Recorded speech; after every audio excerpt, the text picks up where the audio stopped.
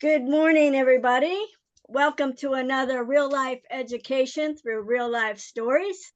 I am Dr. Robin Lococo, president and founder of Challenge Champions and Heroes. We're an organization that looks to bring honor and recognition to the differently abled people of the world and their caregivers, the heroes. And today on our show, we have a very special guest. But first, I want to introduce my co-host, Sir Clyde Rivers, or should I say King Clyde Rivers. He'll be with us today as co-host and help me along. So our special guest today is Lucien York from St. Martin's, Caribbean. So welcome. Lucien is the CEO of Recharge Yourself Global. He is an overcomer of dyslexia, which he's going to share today about his challenges with that.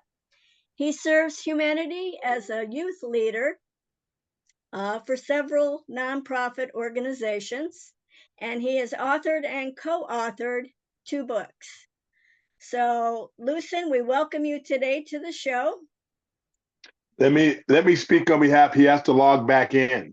I see that. Yeah, but it's okay. This is a young man, Dr. Lococo. This is a young man that I've worked with. One of those special people in the world. When you come across young people that are great achievers, Yes. This man is one of those people. He about 4 to 5 years ago, he gave me a call on Messenger, and I knew that this was a very special young man. So we appointed him as a World Civility Ambassador. And Dr. Lococo, you understand, with our first recipient of that award being Kenneth Kaunda, the former president of Zambia. So to bring people in, you have to bring top quality people. And this Lucien York is that quality individual. So Dr. Lococo, thank you, and over to you. Yeah, thank you. Let me do that introduction one more time, in case we missed it. Lucien, you're the CEO of Recharge Yourself Global, and today you're going to share your story on dyslexia and how you overcame that. Thank you so much, Dr. Lococo. I'm not sure what happened just now, but of course, technology can be something else at time. Yes. And thank you so much as well, Dr. Clyde Rivers, for also adding such great remarks to my bio. I am definitely humbled knowing that this is coming from someone who is at such a high caliber. Yeah, I'm definitely just honored to be here today to share with the world. And again, thanks for having me. Thank you. Appreciate it. So can you tell us a little bit about your story growing up with dyslexia? Definitely. Growing up with dyslexia here in the Caribbean is very, very interesting. Let me use that word for now. Interesting being that while islanders are very empathetic with persons of special needs, it was more so from the spectrum or from the side of physical special needs. And from my side, my end of having a learning difference, it was quite strange. It was quite odd. There was, of course, that stigma and, you know, name call, bullying, you know, all that kind of thing. And for me, I, for many, many years, really struggled because I could not identify or have someone of color as a reference point who has been successful at Mm. any of the uh, learning differences. And so that was very, very difficult for me within the islands because, there was no one to look to as, Yeah. as an overcomer or someone who has been successful, even though their learning is different. Mm. Okay. Yeah. And within the islands, what I've seen is um, just very similar to when they hear mental health. They just people just automatically think crazy. Wow, wow, that's And good word. so No, that's true. yeah, and so too it is that when persons heard um names such as dyslexia or ADHD Yeah. or autism, it was like, well, almost like kind of a pushback where people kind of just thought that these people were just irritating, dumb, because I mean, literally, these are some of the names that Wow. will be called, Yeah. dumb, you're a nuisance, you're stupid. Uh, Mm-hmm. Within the class setting, your teacher and your educators just thought that you were lazy, you didn't want to do the work, etc. So Yeah. it, Were it, you it, in it a mainstream class or were you in a special? so I was in a mainstream um Okay. class this whole time.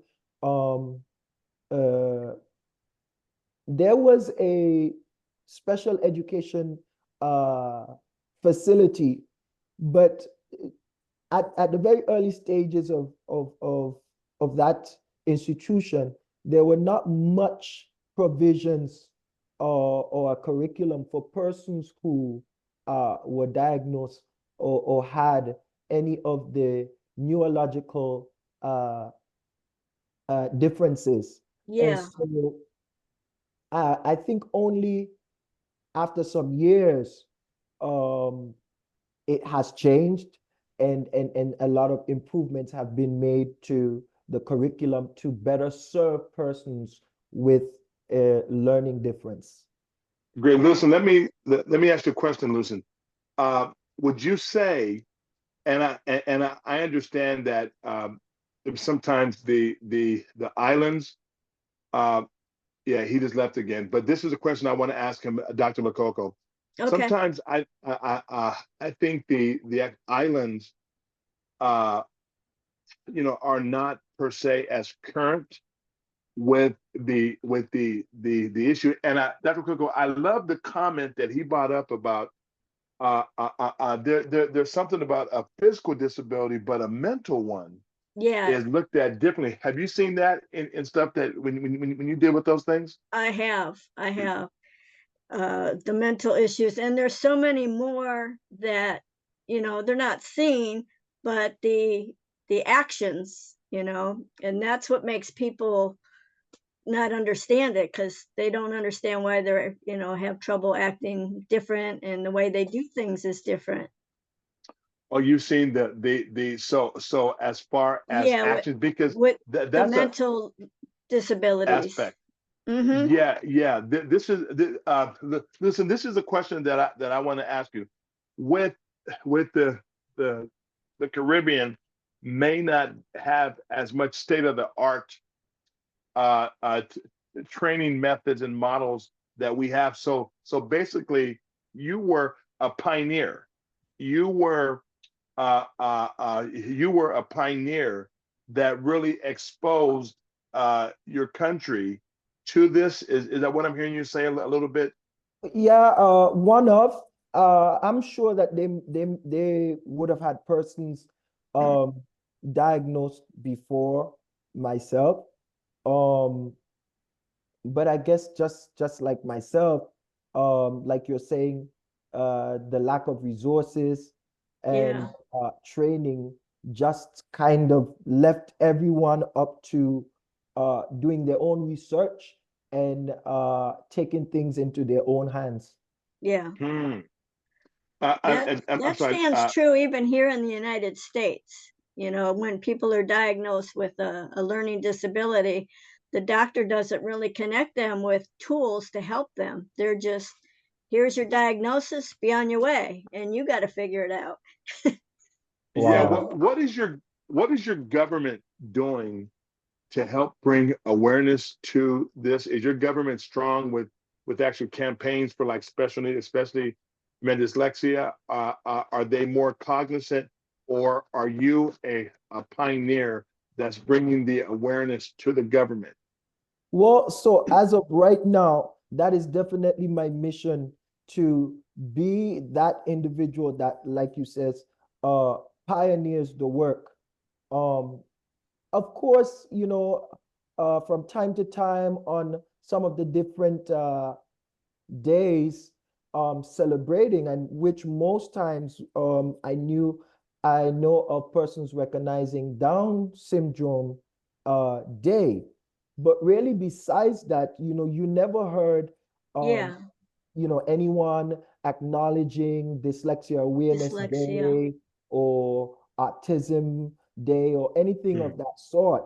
Um, and so I believe that, yes, I can consider myself as one of the pioneers within uh definitely within St. Kitts and Nevis, and also by extension here in St. Martin, where I am at now, with this work, because I have been doing a lot of awareness and sensitizing, rather, Hmm. Yeah, the public, and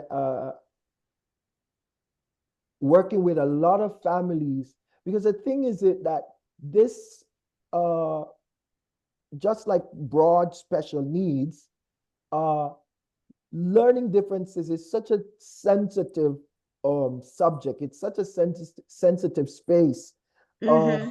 where, you know, a lot of times you have to be very careful about how you even assist or support, because you don't want to make the parents or the guardians of these children, or even the child himself, to feel less than. And I think a lot of Hmm. times when anything is done, it comes from an angle where, oh, you are so different and I have to do this for you, opposed to coming in and understanding what we actually need. Yes. Hmm. Yeah, Mm-hmm. because one of the things I've learned is that, for example, I've spent a lot more time on dyslexia. I think only the last 2 years I've started to broaden it and look at all the different neurological diversities. But even within dyslexia, no dyslexic person is the same. So Yeah. Hmm. even if there were 10 dyslexic persons within the same space right now, none of us will be the same. None of us will have the same needs. None of us Exactly. will require the same support. And so over the years, like anything else, there is this idea of a one size fit all. And, Hmm. you know, uh, And that's not true right, that's not at true. all. At all, at all. And you find that when you do that, while you think that you are helping, you actually just, it's like you're just crowding uh, the dyslexic space even more, Yeah. because uh, I may need all of the softwares and tools to assist me with reading versus an actual device. But some persons just think, okay, well, if I give them a device, then that should be good enough, and that should help them. For example. So it's very, very wide. It's very, very uh it's a very broad subject. And let me say here, before I hand it back over to you, Dr. Lokoko, is that maybe for parents who are going to be listening, or even someone who is dyslexic, you know, this is a neurological difference.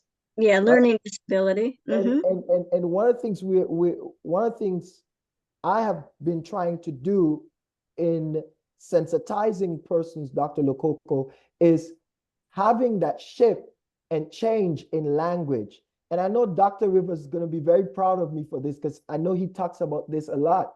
Yeah. You know, language is everything.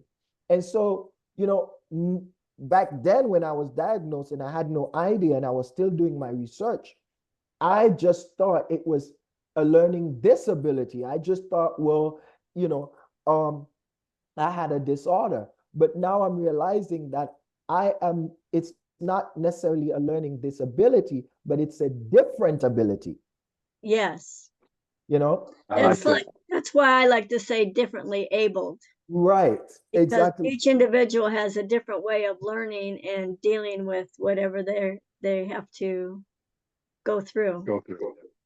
Exactly. Exactly. Lucien, from your perspective, do you believe that hearing everybody's stories and their different experiences, that will help bring awareness? Definitely. I think one of the things that we need to do more within this space is to have conversations such as this, and of course within and among the different stakeholders, you know, teachers, educators, parents, even the students themselves, so that we can put together the pieces. You know, if we just have the piece from an education perspective, but don't have that other piece from what the child is actually experiencing, then we can't put them together. And so this is why I personally believe that nothing is accomplished without conversation, without dialogue. This is why I was so excited to be a part of something like this, because I believe in dialogue. I believe that it is the first road to success. Yes. You must have conversation. And after conversation, you need a community. You know, and oftentimes we see that persons who may have, you know, some of the resources and so forth, they just come at you from a place of, well, here, this is what we'll give to you, but not knowing what you actually need. They don't understand, you know, why and why those things are happening. Exactly. So I think this will also bring education to those people that don't have any experience with any type of disability or special needs, that if they hear these stories also, it'll help bring compassion and understanding to them. See, this is why I love this kind of a program. I've gotten so much knowledge here. I just in the minutes that we've talked. You know, I think part of what has to happen, we have to rehumanize humanity again. Yep. And that's a part of our mission. And Dr. Lokoko, I want to applaud you for being one of the first persons in the world to write a book on special needs civility dialogue. And this is right what your show put the cover. This is special needs civility dialogue. So this here, I don't think you know how massive this is. I know that you know it's big. Like Lucien, we would love to appoint you as a world civility leader of special needs for the Caribbean. That would give you a status to speak to the globe, because you are a very sharp individual. And Dr. Lokoko, you always find diamonds. And no, I'm serious. And this conversation to me is so vital. You know, the one thing that I'm taking away from the conversation thus far is, though you have 10 people with dyslexia, all their needs are different. Yep. Wow. Yep. Dr. Coco, over to you. That moved me. Yeah, they each have different ways of learning, So, I mean, for you, Lucien, dyslexia, is it that you maybe write backwards, or is it just your reading, or how? For me, it was more of my reading, reading and spelling. Um, I was always very sharp. And these are, by the way, some of the traits or skills of persons with neurodiversity. Yes. We have a key and an eye for detail. We are, very creative. We are empathetic, and the list goes on and on. But to answer your question, for me, my challenge was to be able to read and spell. And then over the years, I realized that it was more so a challenge to read at first hand. I realized that if I had the document or the information at hand and I took my time to go over it, I will be able to present it to you. I'll be able to read it to you. And so this is one of the things that See? it's necessary that persons with neurological differences, specifically dyslexia, from what I've seen, we require a little bit more time, Mm-hmm. to be able To to process. decode and process, Uh-huh. right? And so at one point, I thought that, oh, I could not read, until I realized that if I had the document, if I had whatever it is, and I just took the time out, that I will be able to read it. And something else that was amazing to me was that sometimes I'll be someplace, or I'll pick up a book, and a 5, 6, 8 letter word, I'll just be able to call it, say it. Yeah. And in a word that it's just 2 letters, 3 letters, I will struggle. I'll be darned. Yeah. Yeah. But this is true because a word with less letters is indeed actually a lot harder to recognize or to call, to sound, versus a lengthier word. Because you are Interesting. not that listen, this what you're talking about now. See, I heard something that now this is off the script, Dr. Lococo, off the script Oh, a little no bit. problem. Take it What away. is the gift of dyslexia? There we go. So many gifts, so many hidden gifts. Like I said, we are very creative people. We have an eye for detail.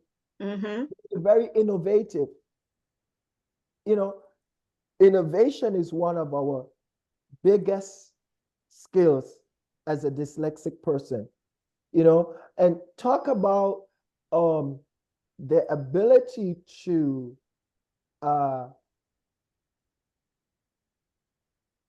within a short space of time, come up with a massive long-term idea.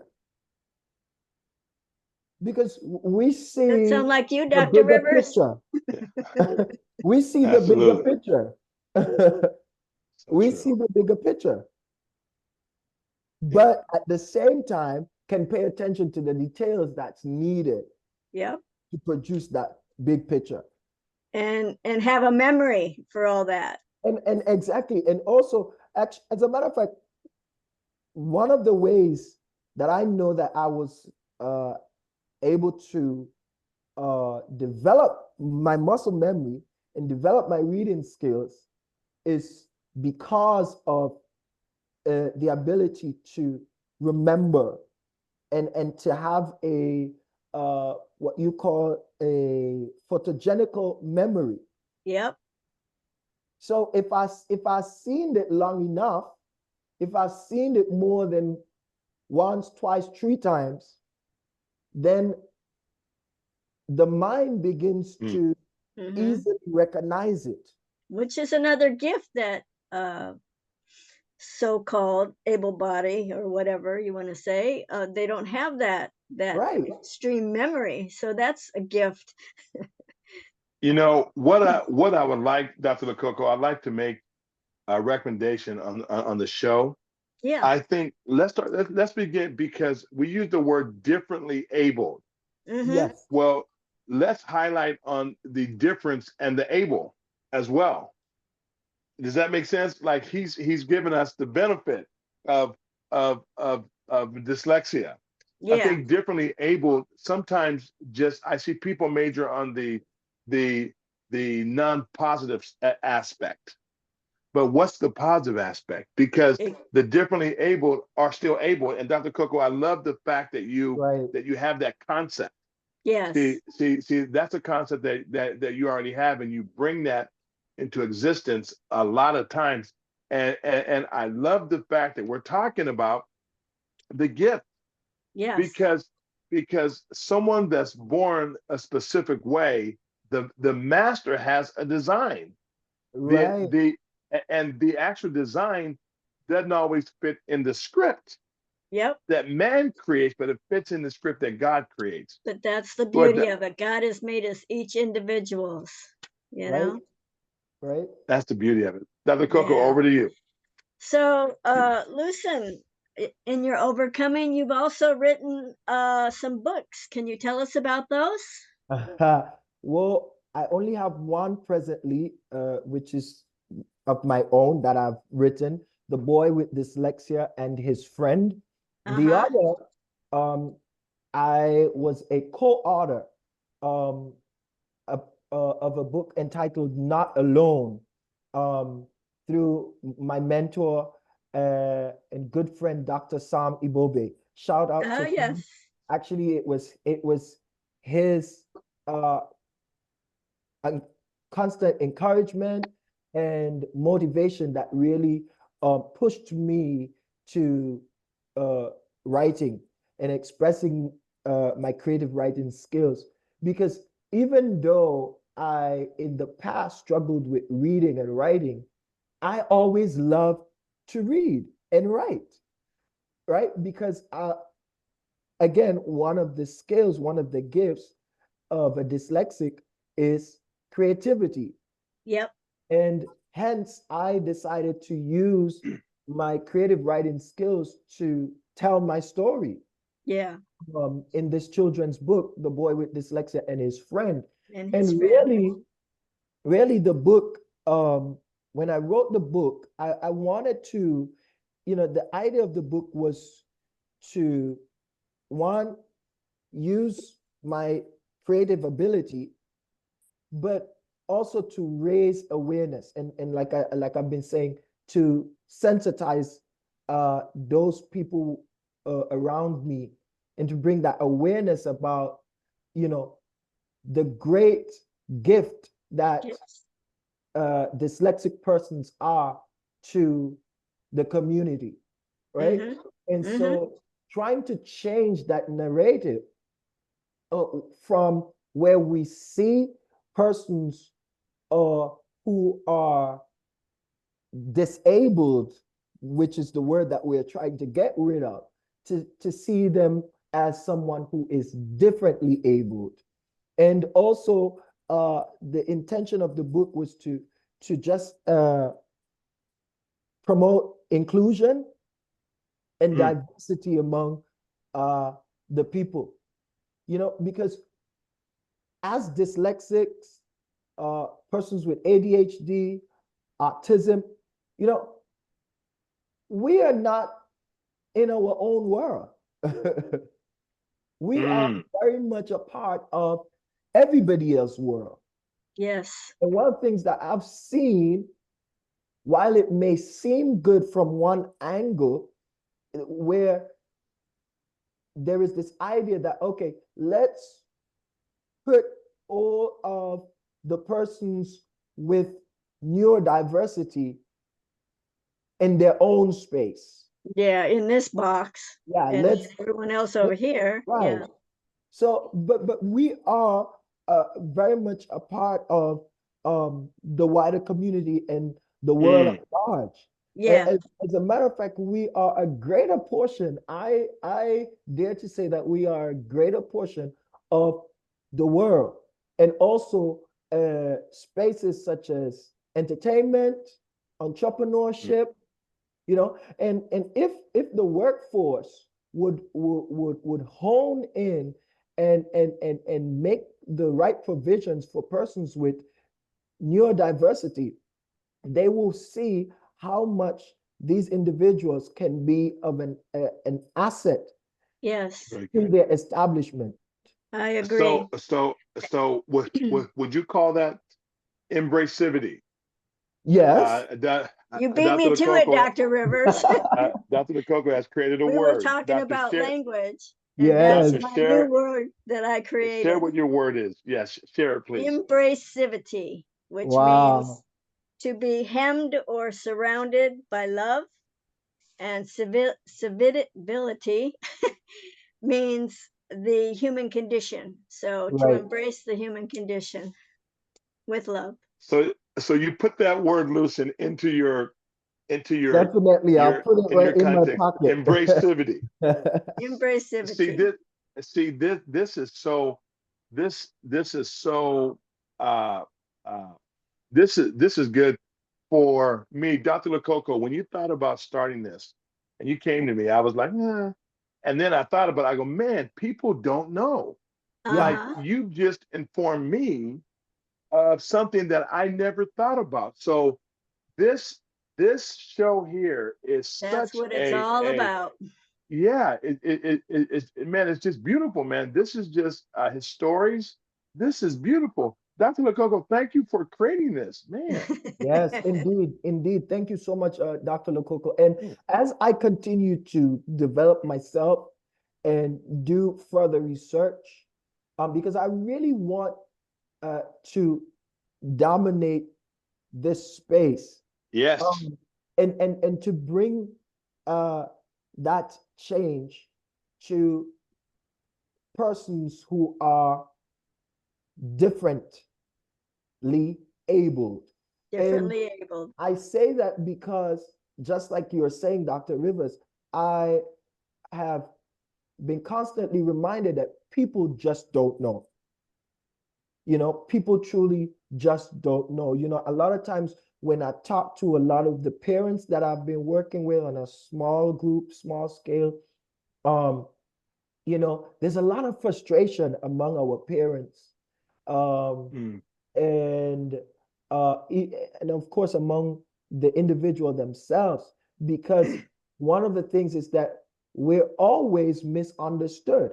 I Yeah. remember, you Mm. know, when we will have parent teacher meetings, PTAs and different stuff, you know, my teachers will always say, you know, Lucien is so you know, bright. He's so intelligent, but I just think he needs to do more. I just think he needs to settle down.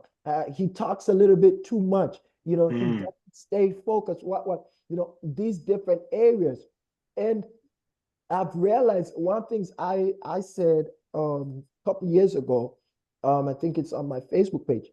Years ago, um, I was told that I talk too much, but now I'm asking to talk more, Yeah. Ah, Which is a I love it. gift.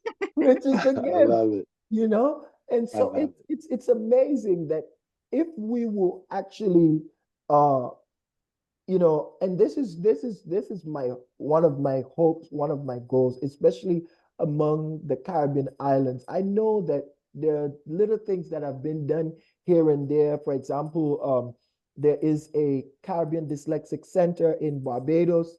There is also the Dyslexic Association in Trinidad and Tobago. So I know there are little things and stuff that are happening here and there. But one of the things I would love to see is that change within the educational system Yeah. and in the curriculum that makes provisions for persons who are differently able. And when you talk about making provisions, what we have to understand is that we put those provisions in place, that they are there for whether or not the person is going to use it. It's like, you know, you don't necessarily know if when you build a building, if you may ever have someone who's in a wheelchair come to your establishment, but the provision is there. Yeah, but the foundation is built. Right, it's there. Yeah. You know, and that's important, that we make the provisions for when they are needed. Love when it. someone needs it. Because Great way. again, yes, you may never know, you build just, as an example, you build an institution. I mean, I know now it's pretty much mandatory that you have a wheelchair ramp, but I'm saying, if it was not for that, what I would want people to begin to, from their planning, make provisions for persons who are differently able. So yes, Right. you don't know if you may ever have someone who is dyslexic or who has ADHD or autism show up to your establishment, but make the provisions for when they do show up. Yes. And so I would love to see that among our schools, among education, and also among the workforce.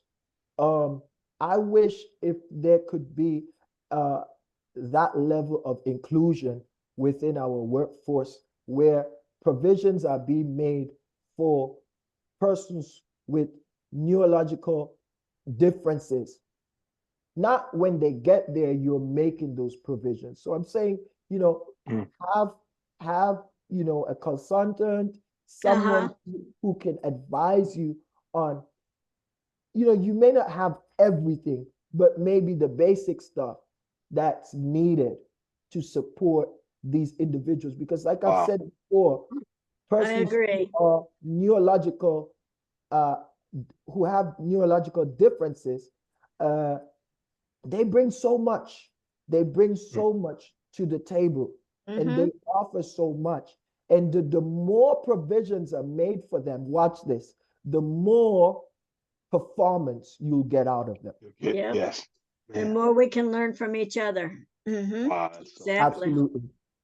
man. Well, I believe Dr. Rivers has another meeting he's got to get to. Yeah, but you guys stay and continue. This is beautiful conversation. I'm sorry I have to go, but That's man, okay. you guys, man, Lucien, thank you so much. Dr. Lococo, this show here, if it's changed no one else, it has me. So thank you so much. And please And continue. we will definitely discuss making Lucien a representative in St. Martin. Yeah, and give him the power to speak. Yes. Thank you, Dr. Lococo. Thank you for this show. So, guys, finish strong. Finish strong, okay? I will. Thank you. I will. Thank you so much. Thank you, Dr. Rivers. Yeah, that's amazing, Lucien. So, we want to go back to the other book you wrote, Not Alone. Can you tell me what that's about? Now, Not Alone was a book. It was a project. Like I said, that Dr. Sam Ibobe brought me in on to assist persons who were experiencing mental health challenges. It was geared towards assisting persons who experience stuff like suicidal thoughts, low self-esteem, and other emotional challenges, And I must say as well, Dr. Lococo, that one things I've realized is that among us who are uh, differently able, Differently abled. uh, it can easily spill over into our mental health. Mm, The constant frustration, being misunderstood, yeah. and all these things contribute to more and more buildup of stress. And so don't quote me on this, but one thing, as I'm realizing and doing my research, I'm also realizing that there's a lot more mental health issues and cases because of the fact that there are no provisions made for Yeah. persons who Right. are differently abled. And because of that, you put them under so much more pressure. Hmm. And so constantly Their they're basic human rights aren't being met. You right, know, basic living is a challenge. certainly. Hmm. Yes, I agree. Yeah. Yeah, it's very interesting because you know, this whole thing goes very, very wide. And this is why I love, you know, Dr. Lococo, that you, I remember you said that every one of us actually has a special need. Yeah. Everybody has special needs, you know, and It's I true. think if we start looking at it from that perspective, if Hmm. if we start uh, acknowledging that, you know what, everyone has a special need, then it will cause us to be even more empathetic and sensitive to the needs of others. Because now Exactly. everyone is feeding off of each other and supporting each other. So now we become so interdependent. Yep. That is true. So true. Well, Lucien, I thank you so much for being on today's show. Thank I you. really Thank you. appreciate it. And so let me round this up a little bit. So if anyone would like to be on my show, please feel free to contact me at robin.challengechampions@gmail.com. I encourage you to go to my website, www.challengechampionsandheroes.com, and would love to hear from you. Check out my book, Special Needs Civility Dialogue, because we want to have your dialogue on the show, right? Right. Thank you, Lucien, and I will be in touch, and we'll work together in St. Martin's together. Definitely. Thank you so much, Dr. Lococo. Thank you for having me. And, thank you always for the great work you continue to do for all of us within the special needs space. You know, Thank it's, it's, you. Would you it's, like it's would you like to share your contact information if people would like to further the oh, sure. conversation? Sure. For anyone that's listening and wishes to reach out to me, you can reach me uh, via my phone number. It is 1721, area code 1721 526 6060. 526 6060. Or you can reach me via social media. That's Lucien York, LucienYork. That's on Facebook. Coach Lucien on Instagram. And you can email me, which is also Lucien, Lucien dot York, York, at gmail.com. Yes. And be sure to buy his book. Yes, I would appreciate it. You can check uh, my book out on Amazon and you will get it there. Amen. All right. Thank you again so much, Lucien. And remember, every life is valuable. That's right. That's right. Amen. All right. Thank you, sir. Have a Thank blessed you. day. You too. Bye bye. Bye bye.